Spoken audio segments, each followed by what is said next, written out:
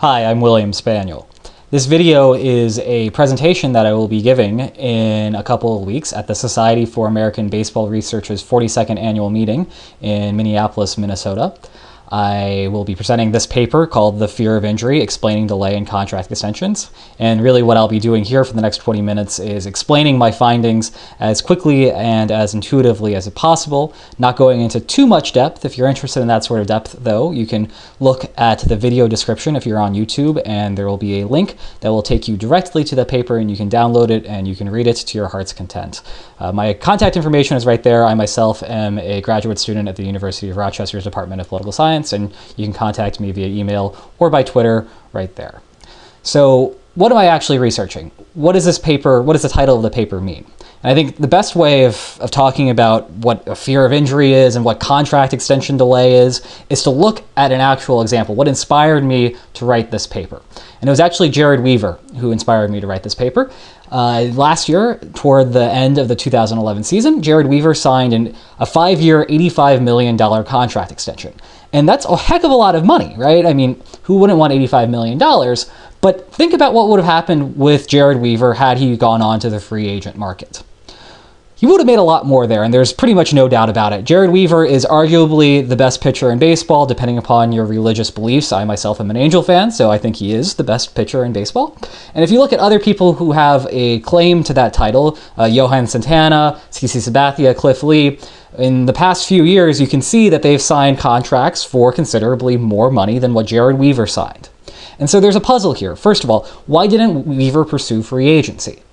And when he first signed this contract, I was really confused about this. I wasn't really thinking about it in the right way. And then it was actually Weaver himself at the press conference when they introduced this contract officially to the public and the press, that Weaver's thought process, or he said something that clued me into his thought process, which really spawned the rest of this paper. And he said this, he said, "How much more money do you need?" Well, think about that. What does that mean? What is he trying to get at here? What is he trying to explain? Why is this reasoning logical in his head? Well, it has to do with risk aversion. Playing baseball games, or any sport for that matter, risks catastrophic injury. There's inherent risk in going out there and pitching. You might blow out your shoulder, and then suddenly you'll never be able to pitch again, and you won't be able to sign any contract in the future because no one will want you to play for their team because you no longer have a functioning shoulder. And a question that I would ask to you is, would you prefer an $85 million contract guaranteed? That is, I can just write you a check now for $85 million, or $85 million divided by 5 once a year for 5 years. Or would you prefer getting $120 million with probability 0.9 and $0 with probability 0.1? Now, this is a personal preference. You might prefer getting the $85 million guaranteed. You might prefer playing that random lottery that gives you $120 million most of the time, but nothing the rest of the time. For me personally, I prefer the $85 million guaranteed, and risk-averse individuals in general are willing to pay a premium to ensure decent outcomes. So in the example above, you make more money in expectation if you play that lottery where you get $120 million with probability 0.9 and $0 with probability 0.1, but that extra money that you're going to get, that extra happiness that money is going to buy, just doesn't make up for the fact that 10% of the time you're going to be really screwed. Whereas if you select the $85 million guaranteed, you're really evening out your consumption and you're ensuring that you're going to be living a nice, safe, happy, and healthy life. So thinking about contracts in this way with risk aversion, there are some big questions to ask here. So first, how does risk aversion impact contract extension negotiations? Players like Jered Weaver are risk averse, so how does that change the way you go about trying to re-sign these kinds of players? Second, why do some players decide to pursue free agency despite that? So if Weaver could have gone onto the free agent market, he would have made a lot more money. Some players end up doing that, some players don't. What accounts for this difference? And third, why do players sign contract extensions when they do? Why did Weaver sign the contract extension the day he did and not a month after that or a month before that or at the beginning of the season? We see a lot of variation in the timing of contract extensions.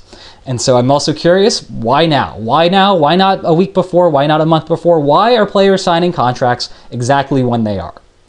And the methodology I'm going to go about using to answer these big questions, well, it's going to be game theory. Why is that? We have a strategic situation. Contract negotiations are very strategic. And the logic behind that, the underlying fundamental mechanics, can get muddy very quickly. It can be very unclear where we're trying to go with this and who's getting what and why they're actually trying to do that if we try to just make verbal arguments. And so I'm going to let game theory sort out the logic. And unfortunately, I'm not going to do full proofs in this video. You can hop on and look at the paper if you're interested in seeing those full proofs. I'm going to try to just give you the intuition about what's going on in these games. And in fact, I'm going to summarize the four major results that I want to go through in this video today. So first, teams will always re-sign a player if he's sufficiently risk averse. This is interesting because what that means is that it doesn't matter how much more money the player will make if he goes onto the free agent market. As long as he's sufficiently scared about getting injured, he's still going to re-sign with the team. Second, delay in agreement is a result of the team's uncertainty of how risk averse the player is. If a team doesn't know exactly how risk averse the player is, what we're going to see is the team will start off by making smaller offers that only the really, really risk averse people, the really scared people, are going to accept. And then over the course of the season, the team is going to increase its offers to induce the less risk averse and more risk tolerant players to accept. Now, an implication from that is that negotiations should not be suspended in season. We see that occasionally where players and teams will just stop talking to each other in the middle of the season, and if they don't come to an agreement during spring training, then there won't be an agreement over the course of the season, and they'll have to wait till the offseason to maybe get something done, or the player will pursue free agency. I'm going to show that this is kind of a silly negotiation tactic in a general sense, although it can make sense under particular conditions. We'll talk about that more in a second. And then finally, and this is a really neat result that comes out of this paper, perfect player safety is suboptimal for the team in contract extension negotiations. You would think that the team would be really happy if it could just guarantee the player his safety for the rest of his life and never get injured.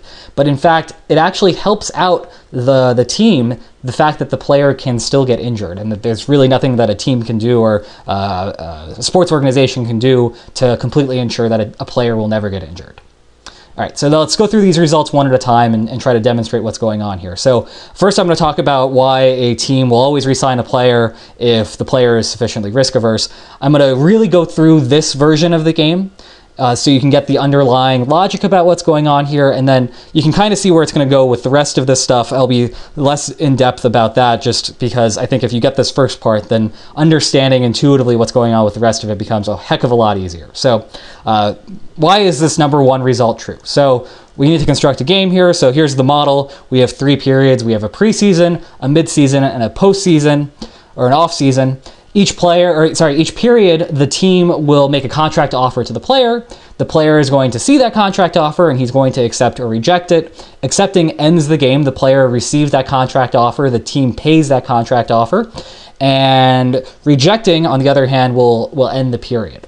And if the player rejects, then before you advance to the next period, some time passes, the player plays some games, and there's a chance that he suffers an injury. So with probability P, he will not suffer an injury, and with the probability 1 minus P, something catastrophic will happen to him. He'll blow out his shoulder, he'll never play again, and he'll never sign another contract. Okay? Payoffs are going to look like this. The team is going to have a value of the player worth V, which is greater than 0. It's just the maximum amount of money that the team would be willing to pay to keep the player on the team. So that's just an intuitive understanding about what V is. It's just very straightforward. It's how much the player is worth to the team. If the player reaches the free agent market, he's going to sign a contract worth N dollars. Now, as it turns out, it's actually irrelevant whether if the player hits the free agent market, whether he re-signs with the team or goes to a different team, doesn't actually matter here. We're not really modeling the free agent market here in depth. That's not the point of the paper. We're more interested in contract extensions and negotiations in season. So we're kind of leaving that to be modeled elsewhere. We just need to know that if the player reaches the free agent market, he signs a contract valued N. We're going to assume that the team is risk neutral, and so it's going to maximize the value of the player times the probability the player remains uninjured. That's because if the player gets injured after the team and the player sign the contract, that the team won't actually get the value out of him because he's injured. And of course, you're going to have to subtract the cost of the contract from the team because the team has to pay the contract. I should note that when I say that we're assuming the team is risk neutral, we can actually relax that assumption a little bit and just say that as long as the team is less risk averse than the player, that all of these results hold.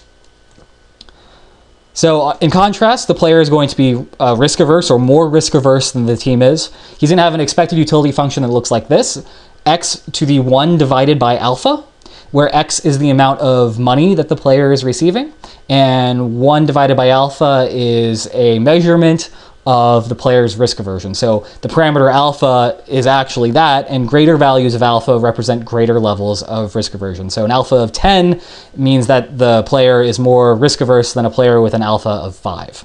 And to start out here, we're going to assume that alpha is common knowledge. That means the player and the team both know the player's level of risk aversion. So how are we going to solve this game? Well, the solution concept is pretty straightforward. We have a sequential game of complete information, which means we're going to be using backward induction. So basically what that means is we're going to find out what's optimal tomorrow, or we're going to find out what's optimal today, rather, by determining what's optimal tomorrow. Because, as it turns out, what's optimal tomorrow really depends upon what's optimal today, and backward induction allows us to get at that. If you're familiar with game theory, this is going to be pretty straightforward. The game will look like this. If we ever reach the off-season, then the team will make a contract offer between 0 and just an arbitrarily large amount. We're going to call that offer size XO. The player will accept or reject that offer. If the player accepts, then the team gets a value V minus the contract cost, XO, and the player receives XO to the 1 over alpha. That's his payoff. Remember, he's getting a contract valued at XO, but he's risk averse, so we have to take that exponent 1 divided by alpha. And if the player rejects, then they advance into the free agency subgame, which we're really not concerned about here. All we need to remember is that the player earns N dollars in that free agency subgame. So let's think about what happens optimally in the offseason. The player accepts the team's offer XO if it's greater than or equal to N, which is, again, the amount that the player would receive if he pursued free agency. The team, on the other hand, earns the value of the player V minus the contract cost XO if the player resigns, and 0 otherwise. So very straightforward a conclusion here. If V is greater than or equal to N, then the team is going to offer XO equal to N, and that will induce the player to sign. Otherwise, if V is less than N, the team doesn't sign the player. So that's pretty straightforward. At the off-season point, there is no risk involved here because the player has played for the entire season, so really nothing going on there. And so the team's only going to re-sign the player if the team can offer an amount that is less than the team values the player. If the team is going to have to pay $130 million to sign a player that is only worth $100 million to them, then the team won't do that. So that's all that this last bullet point is saying. That's pretty straightforward. Things are getting a little bit more complicated, though, when we move our way up the game tree. So in the midseason period, here's what happens. The team's going to begin by making a contract offer sized XM, which again is just some amount between 0 and an arbitrarily large amount. The player will accept or reject that offer. If the player accepts, then the team earns P times the value of the player minus the contract cost XM. So the reason that we're multiplying the value of the player times P is that the team or the player will get injured with probability 1 minus P and survive in a figurative sense with probability P. And so the team only actually receives the value of the player with probability P if the player resigns in the midseason, just because there's some more risk entailed in going downward. But the team, regardless of the player getting injured or not in between the midseason and offseason, still has to pay the contract cost because it's a guaranteed contract. So we have to subtract XM. And meanwhile, the player receives XM to the 1 divided by alpha if the player accepts. On the other hand, if the player rejects, the nature is going to randomly determine whether the player suffers an injury. He'll suffer an injury with probability 1 minus P, in which case everybody gets nothing. It's just like the end of the whole negotiation process between the parties. And with probability P, the player will not get injured and they'll advance to the off-season period, which we just solved for. So there are 2 cases we need to consider here. First, we need to consider what happens if the player is going to re-sign in the offseason. Well, if the player rejects XM, he's going to earn N to the 1 divided by alpha with probability P and 0 with probability 1 minus P. So with probability P, the player doesn't get injured in between the midseason and the offseason. And because we are supposing that the player is going to re-sign in the offseason, then we know he signs a contract at a value of N. And so the player is just going to accept if he rejects that, will get that value, because the remainder of the time with probability 1 minus P, he gets 0. And so If we work it out, he's going to accept that offer if xm to the 1 over alpha is greater than or equal to the probability he makes it to the next stage times his contract value n to the 1 divided by alpha. And solving for xm yields xm needs to be greater than or equal to p to the alpha n. So as long as the mid-season contract offer is worth at least p to the alpha n, then the player will re-sign in mid-season. Now let's look at it from the perspective of the team. Again, we're still supposing the player is re-signing in the offseason. If the team offers xm equals p to the alpha n, which is the smallest amount that it needs to offer to get the player to re-sign, then the player will in fact re-sign, and the team earns p times v minus the contract cost, which is p to the alpha n. If the team fails to re-sign the player at midseason by, say, just offering the player nothing, then the team will earn p times v minus n plus 1 minus p times 0. So with probability p, the player doesn't get injured in between the midseason and the offseason, and the team will re-sign him for a contract valued n, and the team at that point will receive the player's value with certainty, and so that's why v minus n is inside of those parentheses being multiplied by p, and of course the remainder of the time the player gets injured, and so everybody receives nothing, and that's why you have a 0 there. And so if we solve for the team's optimal play here, what does it do? Well, the team is going to re-sign at mid-season. The team's going to re-sign the player at mid-season if that inequality holds, and the inequality reduces to 1 is greater than or equal to p to the alpha minus 1. So alpha has to be greater than 1 here, and that's going to imply that this always holds. So if the player is going to be re-signed by the team in the off-season, then it's guaranteed that he will re-sign in the mid-season too. That, I think, is intuitive. What may not be intuitive and what could be somewhat surprising to you is that we're going to see something a little bit different here if the player is not going to re-sign in the offseason. So now suppose the player does not re-sign in the offseason.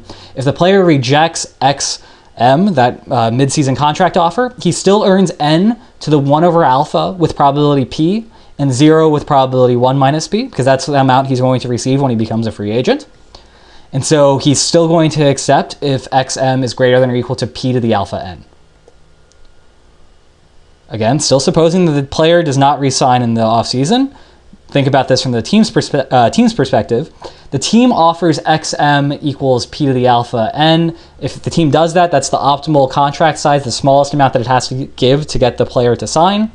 Then the team is going to earn p times v minus p to the alpha n. And if the team fails to sign the player in midseason, it just earns 0. So that means that the team is going to want to re-sign the player if p times v minus p to the alpha n is greater than or equal to 0. And solving for v, you get v is greater than or equal to p to the alpha minus 1 n. Now this is interesting here, so let's compare the midseason versus off-season result. The team is willing to re-sign the player in the off-season if and only if v is greater than or equal to n. In contrast, the team is willing to re-sign the player at midseason if and only if v is greater than or equal to alpha minus 1 times n. And note that n is greater than p to the alpha minus 1n, which means the team is willing to re-sign players at midseason, it is not willing to re-sign during the off-season. And the reason for that, as we'll see as we advance one more step here, is that the team is leveraging the fact that the player is scared of getting injured. And they're using that to offer less or smaller contract values to the player. And because the player or the team is getting a deal by offering less amounts to the player, it's going to be actually willing to re-sign players that it wouldn't be willing to re-sign at the off-season. And you can just do the same step going upward one more time. If you look at the preseason, this is the game tree here. You can kind of look at it. It's basically the exact same thing as we saw in the midseason, except we have another instance where there's some time in between preseason and midseason where the player can get injured, which is why we're taking p raised to the second power here as opposed to just regular old p as we saw in midseason. And the same logic applies here. The team is willing to re-sign more players during the preseason than it is at the midseason or during the offseason. And overall, the team actually re-signs the player if the value of the player to the team is greater than or equal to p to the 2 times alpha minus 1 times n. And if we solve for alpha, you get alpha is greater than or equal to 1 plus some natural log of v minus the natural log of n divided by 2 times the natural log of p. That's a little bit of a complicated expression, but the important result here is that regardless of how much more money the player would make if he became a free agent, if he's sufficiently risk averse, he still re-signs with his team. And the reason that he can always be sufficiently risk averse is that this is just some sort of number here. It's a positive number, and so as long as this alpha is higher than this positive number, then the player re-signs. And the reason for that is that even if the player expects to make hundreds and hundreds of millions of dollars more, maybe even $1 billion more on the free agent market, if this player is the most afraid person you've ever met in the world, he's going to be willing to re-sign for tiny, tiny amounts, even though he can make so much more in the off-season. And so that's the important result there. And actually, the larger the alpha is, the greater the risk premium the player is willing to pay to sign earlier. This is driving down the contract prices, like I said earlier. And so the prices are going to be lower earlier in the season for the team to pay. And that allows the team to re-sign the player at lower prices, which makes the team happy, which is why the team is willing to do that. This model actually has some interesting implications, though, and it actually raises a new question. So when the team knows the player's level of risk aversion, bargaining has this no delay property that if the player re-signs with the team, he does so immediately. There is no delay. We re-sign the player as soon as we have the opportunity to make the first offer. But in real life, we see variance in the timing of re-signing. Some players sign at the beginning of the season, some players sign a month or two into the season, some players wait until the very end of the season to re-sign. Why is that the case? Well, that's what the second result is getting at. And now I'm going to kind of fire through these things really quickly to just give you the general idea, now that you have some good idea about what the model looks like and why the actors are acting in the way they are. So the second big result is that delay in agreement is a result of the team's uncertainty of how risk averse the player is. So risk aversion is an internal preference. You can't easily observe it. The player clearly knows his own level of risk aversion. That's something that it's just his natural preference. But the team is very reasonably uncertain of this sort of thing. I, as the team, don't actually know how risk averse my player might be. And, well, how do we model that? Well, suppose the team knew the player's level of risk aversion was either alpha high, alpha medium, or alpha low, where alpha high is larger than alpha medium, which is larger than alpha low. The alpha high represents the most risk averse individual. The alpha low represents the least risk averse individual. And under the right conditions, the big result is that the team optimally offers an amount only the high type accepts during the preseason, an amount only the medium type accepts at midseason, and an amount only the low type accepts during the off-season. And what I mean by the right conditions is explained in the paper. It gives you the parameters that make all of this work. But let's just figure out why this is rational and why this is actually what is going to happen in this outcome here. So what if the player, what if a high type of player, the player who's most risk averse, rejects the preseason offer? Why wouldn't he do that? Well, with probability P, he can accept a larger offer at midseason, but the problem is that this most risk-averse guy is the biggest fraidy cat of them all, and he's not going to be getting more if he waits because he's just so scared that the probability of injury is going to hit him that he's willing to accept the smaller amount at the preseason than he is advancing to get a higher amount in the midseason or during the offseason. So that's why the high type doesn't want to reject. Now, why doesn't the middle type want to accept the preseason offer? Well, he's more tolerant of risk than the most risk-averse player was. And because the team is offering the amount that just convinces the most risk-averse type to accept, that's a really small amount from the perspective of the middle type. And so he's going to prefer to gamble injury than accept this stingy offer, which is designed to only get this most risk-averse type to accept. So the middle type is going to advance past the preseason. But why doesn't he just reject the midseason offer and get more in the later season, in the off-season? Well, it's the same reason the high type doesn't want to reject the preseason offer. Yes, he will receive a larger offer in the off-season, but after factoring the risk, which he still has some fear of risk because he's this middle type, he's not going to earn more in expectation by rejecting than accepting. So that's why he accepts there. And then finally, why doesn't the low type accept any of the preseason or midseason offers? Well, I think this part is intuitive. The low type is the most most tolerant of risk, and so he doesn't want to get these tiny little offers to begin with, and he's going to prefer to just wait and wait and wait until the team actually delivers him a really good offer, and he's willing to do that because he's tolerant of risk, unlike these other guys, and so he's going to insist on risking injury and forcing the team to just offer him a larger contract at the end of the game. Now, what's really interesting here, though, is that we have established a causal mechanism for delay in contracts. Over the course of the season, the team increases its offers. That's a natural and intuitive thing. That's something that we observe, and now we have an explanation for it. The most risk-averse type accepts initially. Less risk-averse types prove their risk tolerance by actually engaging in risk, by playing in games and risking injury. And the team updates its beliefs accordingly that the player is one of these less risk-averse and more risk-tolerant types of players, and they'll increase their offers to accommodate those players and actually convince the most risk-tolerant players to accept their offers. And again, there's a full proof in the paper. I'm not going to go into any more depth right now. Again, just click on the video description if you want to see more of that. And then the last 2 points that I'm going to hit on really quickly here. First point, negotiations should not generally be suspended in season. Why is that the case? Well, we see this sometimes. Pujols, Albert Pujols, Yadier Molina, Jose Reyes, David Wright, all examples in recent memory where this has happened. But this doesn't actually really make too much sense in practice if you're doing this as a general principle, because it's interfering with the learning process and it's causing more players to go to free agency. If we can't negotiate over the course of the season, then I, as the team, cannot learn that the player is more risk tolerant than I actually thought he was initially, and so I can't increase my offers because we're just not talking to each other. Now, there is something that is worth noting here, is that negotiations are irrelevant if the player prefers going to the free agent market to accepting the team's largest possible offer that the team is willing to make. So if the team just doesn't value the player as much as the free agent market does, then negotiating during the middle of the season doesn't do anything, because they're not going to resolve the issues anyway. And so you can kind of see that this might be what's actually going on when contract negotiations are suspended mid-season, that this is more of evidence that they're not going to end up re-signing with their original team. And in fact, during the last season, Pujols and Reyes actually stopped negotiating in the middle of the season, and guess what? They didn't re-sign with their teams during the offseason. We'll see what happens with Yadier Molina and David Wright during this next season, or during the current season as we go through. The last really cool thing that I wanted to talk about is that perfect player safety is suboptimal for the team in contract extension negotiations. Why is that? Why is safety good but only to a point?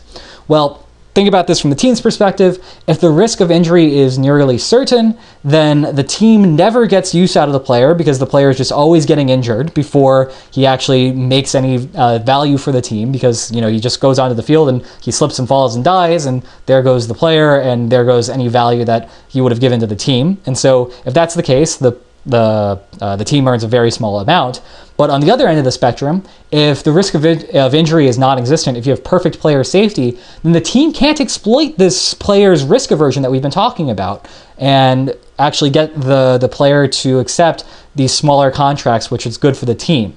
And so as a result, the optimal level of player safety is going to fall somewhere in the middle. Here's a graph of what I mean by that. So I did this with an alpha of 6.5, a value of the team worth $120 million. So the team values the player with $120 million, and the player would make $100 million if he went to the free agent market. And this is in the complete information model, so that means because the value of the player is greater than the value or the amount of the contract that the player will sign if he becomes a free agent, that means the player is going to re-sign with the team during the preseason. And you can see here that as the probability of injury shrinks, or as the level of player safety increases, the team's payoff increases, but only goes to a point, and then it drops off. So the reason that down here the team's payoff is worth nothing is because despite the fact that the team values the player worth $100 million, because the player is just consistently getting injured, then the team doesn't get any value of that, so the team is not willing to sign him for anything, and so the team's payoff is zero. On the other end of the spectrum, when there's perfect player safety, the team knows that the player will always be safe, and so the team has to offer the player how much you would earn if you reach the free agent market, which is $100 million. And so the team values the player with $120 million, take $120 million, subtract $100 million from it, you get $20 million, which is exactly where you see this point right here.